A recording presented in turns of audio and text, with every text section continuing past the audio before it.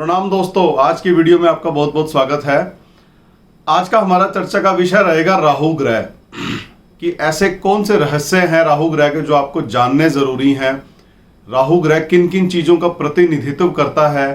आप अपनी आम जिंदगी में ये कैसे जान सकते हैं कि राहु ग्रह आपका खराब है या ठीक है, या यदि वो किसी ग्रह के साथ युति बना करके बैठा है तो आपको कैसा फल दे रहा है, उसके सिम्टम्स क्या हो सकते हैं, और रेमेडीज के ऊपर भी चर्चा करेंगे। दोस्तों, यदि पहली बार आप चैनल पे आए तो प्लीज सब्सक्राइब जरूर करें ताकि सभी वीडियो आपको मिलते रहें। राहु ग्रह जो हमें राह दिखाए वो राहु ग्रह है। वो राह अच्छी भी हो सकती है, वो राह बुरी भी हो सकती है, या फिर दूसरे शब्दों में हम ये कह सकते हैं कि राख को लाख कर दे और लाख को राख कर दे, इतनी ताकत है राहु ग्रह के अंदर।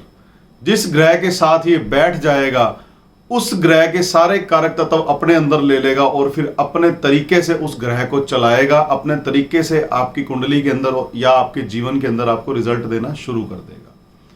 पहले हम ये जानेंगे कि राहु ग्रह किन किन चीजों को रिप्रेजेंट करता है आपकी लाइफ में।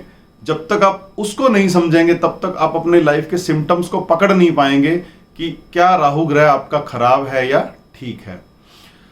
कोई भी ऐसी चीज जिसकी कोई लिमिट ना हो, समंदर की बात करें या आकाश की बात करें, कोई भी ऐसी चीज जिसकी था ना पाई जा सके, वो राहु को रिप्रेजेंट करती है।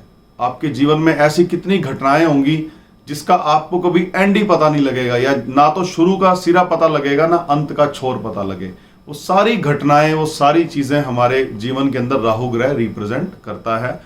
और अचानक होने वाली घटनाएं, वो कुछ भी हो सकता है आपकी लाइफ में। आप जा रहे थे, सडनली आपका एक्सीडेंट हो गया, आपने गलती से एक लॉटरी खरीद ली और वो अगले दिन निकल गई।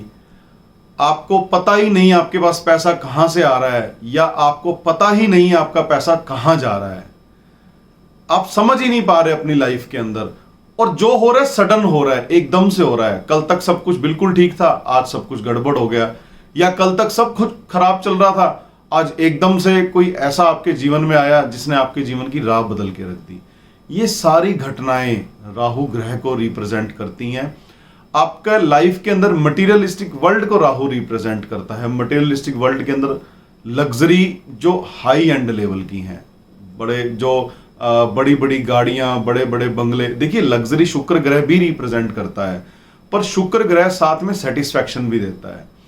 लेकिन राहु की जो लग्जरी होगी वो और पाने की इच्छा आदमी के अंदर बनी रहेगी कि एक गाड़ी मिल गई, अब दो चाहिए, एक घर बन गया, अब चार चाहिए। तो ये जो तड़प, लग्जरी प्राप्त करने की जो तड़प है, यह भी हमें राहु ग्रह से मिलती है। और यदि ये नेगेटिव होगा तो लग्जरी तो छोड़ो, दो वक्त की रोटी के लाले भी आपको पड़ जाएंगे। और अगर ये पॉजिटिव होगा, आपको पता ही नहीं चलेगा। आपने अक्सर ऐसा देखा होगा कि एक साल पहले आप किसी व्यक्ति को जानते थे, आज एक साल के बाद आपको मिला है तो बड़ा अमीर बन गया। जब आपने कहीं से पूछा कि इसके पास कितना पैसा कहां से आ गया, तो या तो उसकी लॉटरी लग गई, या एकदम से प्रॉपर्टी का बिजनेस उसको फल गया, या शेयर मार्केट उसको फल गई, या उसके कुछ पॉलिटिकल कनेक्शन ऐसे बन गए जिसकी वजह से उसको धन का अर्जित करना उसके लिए आसान हो गया, और वो एक के बाद एक स्टेप चढ़ के आगे चलता चला गया अपने जीवन में। ये है राहु ग्रह, और जो करेगा आपकी जिंदगी के अंदर अचानक करेगा। और यदि ये पॉजिटिव हो, किसी भी तरह का दुश्मन हो, किसी भी तरह की सिचुएशन हो, आदमी खुद अपने बलबूते पर लड़ करके उस सिचुएशन से उभरेगा और अपनी लाइफ को आगे स्मूथ बनाता चला जाएगा। जितने भी आपके टेक्निकल वर्क हैं, आपके रिसर्च ओरिएंटेड प्रोग्राम हैं, आर्टिफिशियल इंटेलिजेंस है, ये सारी की सारी चीजें राहु ग्रह से गवर्न होती हैं। चूंकि कलयुग है, एक जमाना होता था जब राहु ग्रह को अच्छा नहीं मानते थे, पुरातन जगत की यदि हम बात करें, परंतु अब कलयुग है, अब मशीनों का युग है।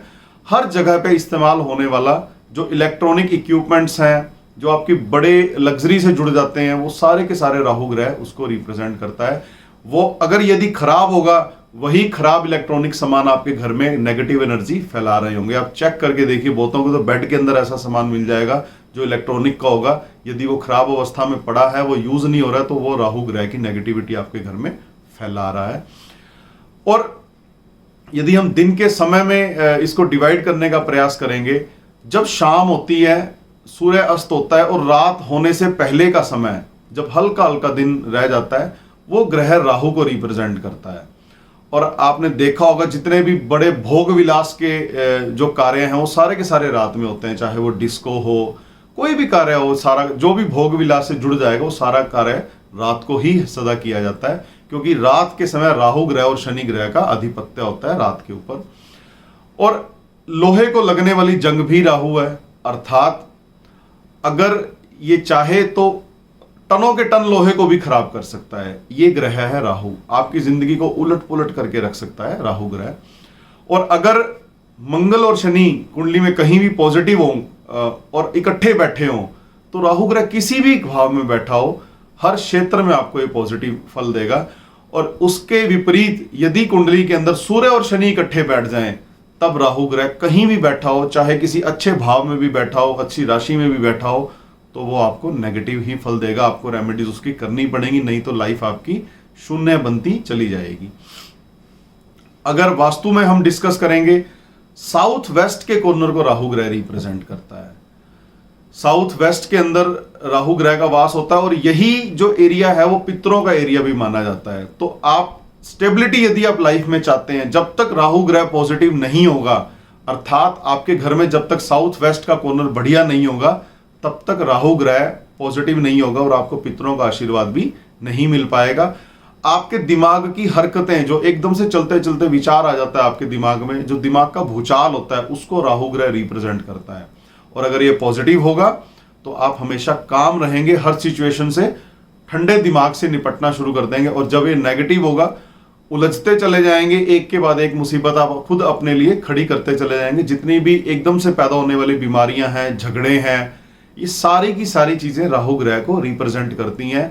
और चलते काम में रुकावट पैदा करना नेगेटिव राहु की खास निशानी होती है। आपने अक्सर देखा होगा, लोगों की ये कंप्लेंट होती है, जी मैं काम शुरू करता हूं, काम एंड पे आके एकदम से मुझे पता ही नहीं चलता कि काम कैसे ठप हो गया मेरा, मतलब कार्य बनता ही नहीं है, अटक जाना किसी कार्य का, वो भी राहु ग्रह को ही रिप्रेजेंट करता है।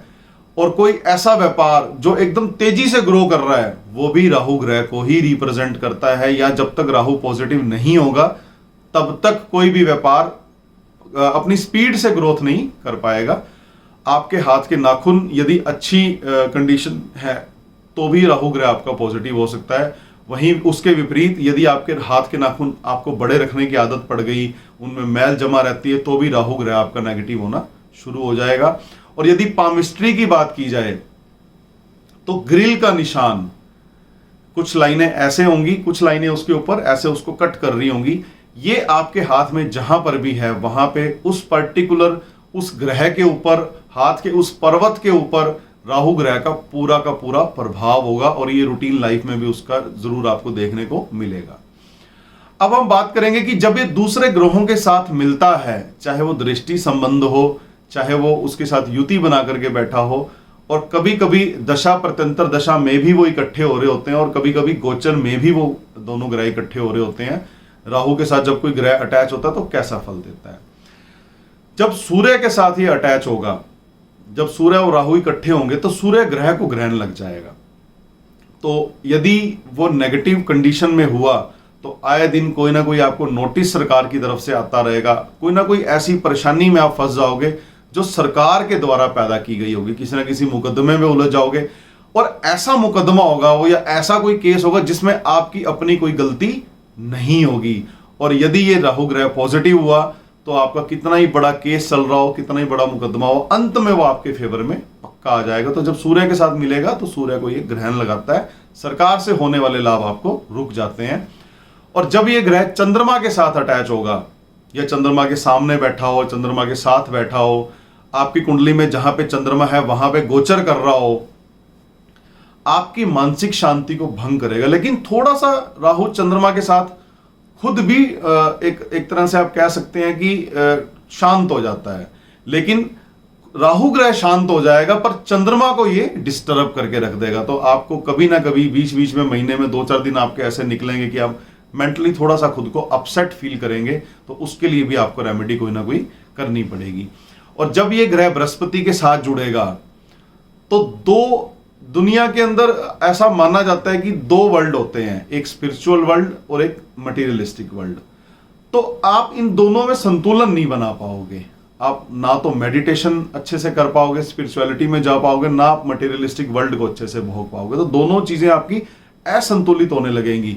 जब पैसा आ रहा होगा तब आप स्पिरिचुअलिटी का सोचने लगोगे, और जब स्पिरिचुअलिटी की तरफ जाने लगोगे तब पता लगेगा आपका कारोबार रुक गया, वहां से आपको राहत मिलने की उम्मीद खत्म होती चली जाएगी। तो जब बृहस्पति के साथ जुड़ता है तो कहीं ना कहीं बृहस्पति के इफेक्ट कम कर देता है और राहु अपने इफेक्ट यहां पे एनहेंस कर लेता है। और जब ये ग्रह मंगल के साथ जुड़ेगा और अगर ये पॉजिटिव हो तो ऐसी गजब की ताकत आदमी हर परिस्थिति को अपने बाजू के बल के ऊपर उसको निपटाने में समर्थ हो जाता है।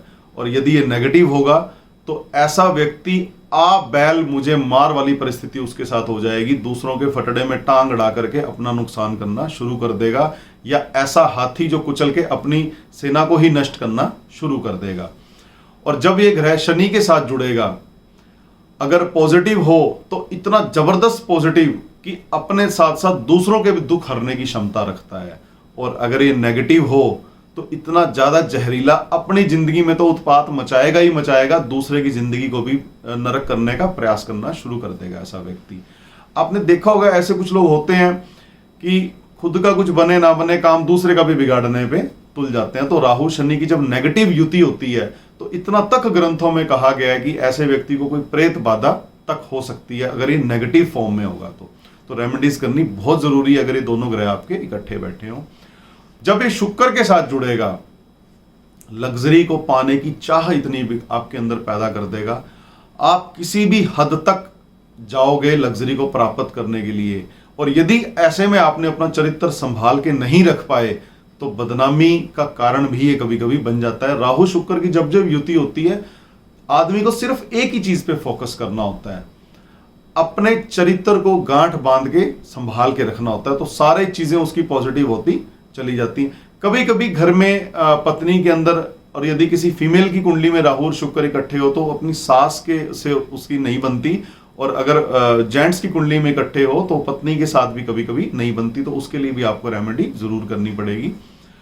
अब बात करेंगे जब ये बुध ग्रह के साथ जुड़ेगा,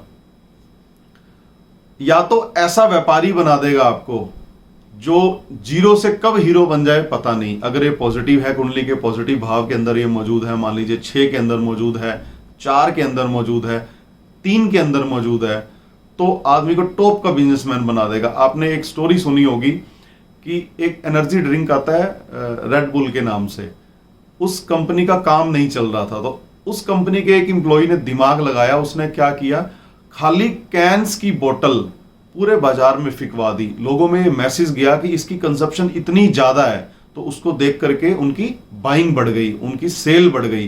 तो इस तरह का दिमाग पैदा कर देगा राहु बुध जब इकट्ठे होंगे।